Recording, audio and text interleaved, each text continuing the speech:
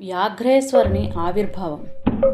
మళ్ళా అడిగారు మునులు. సూత మహర్షి, గజాసుర వధాఘట్టం వల్ల శ్రీవారు సింధూరత్వ గుత్తరీయుడిగా పేరు పొందారు. సరే, మరి ఆయన వ్యాఘ్రేశ్వరుడు అని కూడా అంటారు కదా, ఆ పేరు ఎలా వచ్చింది అని అడిగారు. హిరణ్యాక్ష హిరణ్యకశిపుల భావమరిది ఒకడుండేవాడు. వాడి పేరు దుందుభి నిర్హాద్రుడు.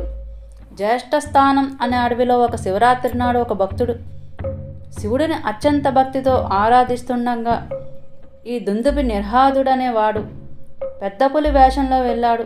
కానీ భక్త రక్షణార్థం భర్గుడు అక్కడ ప్రత్యక్షమయ్యాడు. నిర్హాదుడు సరాసరి నిటలాక్షుడి మీదకి లంఘించాడు.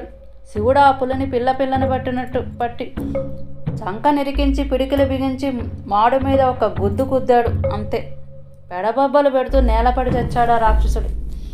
ఆ అరుపులు విని బీతావాహులై పెడబొబ్బలు పెడుతూ నేలపడి చచ్చాడు.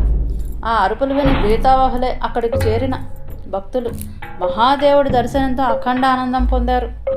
ఆ రూపంతోనే అక్కడ వెలిసి తమను సర్వదా రక్షించమని ప్రార్థించారు. తక్షణమే అక్కడ ఒక లింగంగా పరిణమించాడు శివుడు.